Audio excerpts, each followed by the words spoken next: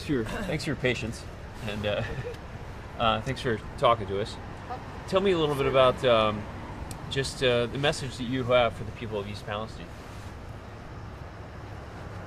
It's a message that I've learned very early in life and with every other community I've dealt with. And this community is going to do exactly that.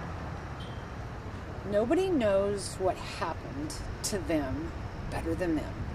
They know what they experienced. They know what they're feeling. They know what the reactions are. They've seen the dead fish, the dead animals. They instinctually know something's wrong. They instinctually know, you're not listening to me because I was here, but you're going to tell me something otherwise. And they're banding together, and they're going to stay real connected to that inner voice. They know what they know. Nobody's going to tell them otherwise. They know what they've experienced, and they're running on instincts and a connection to an event that they were a part of. And they're going to stand strong in their message. And that's exactly where they need to be when you feel so uncertain about information that you're getting. When we were talking to folks here, I started to get the general sense that there was this overall feeling of mistrust. And it wasn't just against the rail company or what the government was telling them, but it was a little bit of both. It was just that they've been through trauma and they don't know what to believe. This is really true. And again, I've been doing this 30 years, and this is unfortunately common, what communities go through, but what they will always come back to. It's an instinct. And not only instinctually did they know I should get out of harm's way, they also instinctually know to question, should I drink the water or not? And they instinctually know, I'm not sure I trust what you're saying to me. It's an instinct, and they're connected to that, and they need to stay connected to that. That is the one thing. Look, we want to trust that other agencies or the railroad company is going to tell us the truth, but instinctually we know I'm not so sure how I feel about that. And those are protective instincts. And communities, that's where they go in a tragedy like this. And when they don't know who to trust, they're going to trust themselves. Yeah. What do you make of what's happening here? A lot of confusion. I haven't seen anything like this in my 30 years where we've kind of watching a live environmental situation kind of unfold before us. There was this window of silence that I felt, that the community definitely felt. This happened on the 3rd. I started getting emails on the 4th. But there was a window there where it was like, hem and haw, what are we going to do? So I guess they decided to dig a hole and light it on fire. That wasn't the right response. And then everybody's been evacuated, so nobody can get in. But what is really going on down in there that we don't know about? That just seems very odd. It just feels like a cover-up. Oh, well, generally these situations are big cover-ups. So it's another tragedy, and there's something different here in East Palestine, and a legacy that I think this community won't only be known for train derailment and groundwater contamination, but it will be a community where we have a teaching moment. We have real systemic problem going on in this country. Aged out infrastructure, lack of maintenance, profits over people. And I don't think that's going to serve us going forward. And this is a community where we might have that teaching moment to shift tracks, no pun intended on that one, and look to becoming more protective of the future and more proactive in how we're going to deal with these types of contaminations, instead of just sitting here and letting the disaster happen and then reacting to it. So I believe that this town, and you can kind of feel it around here, let me know later if you don't, they're going to be known for something other than just a train derailment and, once again, another environmental disaster.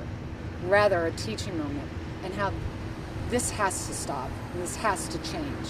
We're going to have to change practices, deal with infrastructure issues, change antiquated policies, change antiquated laws and change antiquated corporate models that will not get them to the future.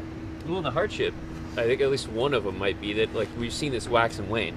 Like, you know, with what happened in Quebec in 2013, Yes. there was a huge response to make new rail regulations, and there was a push for that, and it started, and then it kind of goes back and forth. Right. And then that story dies off, and then something else happens. Then East Palestine happens, you know, 10 years later. You're absolutely right. The story does die off. I saw it happen in Hinckley, California, where PG&E and the hexavalent chromium that resulted in the film is still contaminated today. Flint, Michigan, still contaminated today. Talking about it happened in Quebec, you know, still ongoing issues today.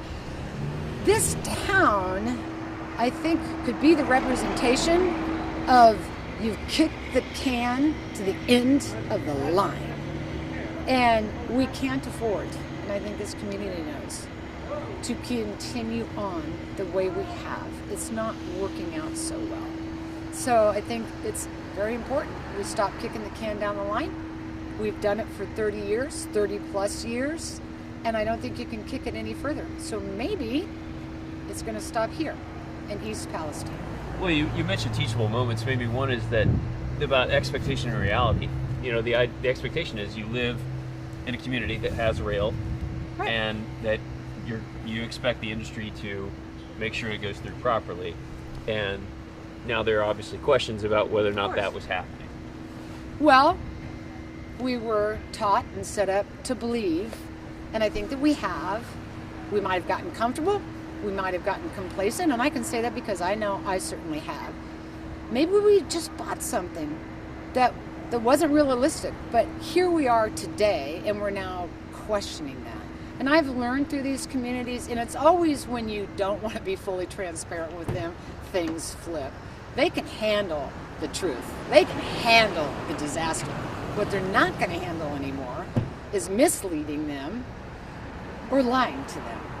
And that's where they begin to rise. I wrote my book during COVID, Superman's Not Coming, and it is about our national water crisis. But the message to the point we're talking about is we're here and what we can do about it. And we can't afford, especially after a situation like this, to be comfortable or get too complacent, or unfortunately for agencies, believe anymore that you are going to be there for us.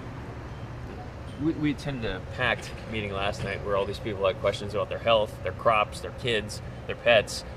They wanted to know really what was going on. Like, why aren't they testing for dioxins? Why aren't we doing more? You know, they had legitimate questions, and Very sadly, legitimate. sadly, they didn't have. I mean, they had suggestions from the environmentalists and the attorneys who were present, but I don't think they had concrete solutions. So, what would your advice be to be the people out there who may be sitting in their homes wondering, I don't know what to do next?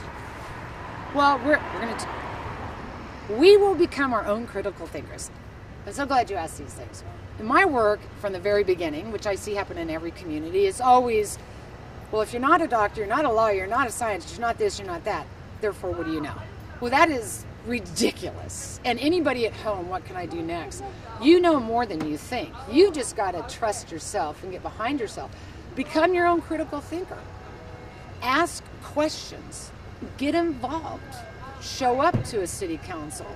All of these things we have to now partake in and not take it for granted somebody else is going to do that for us. So you can get involved. I'm going to tell you, this isn't a quick fix. This isn't one and done.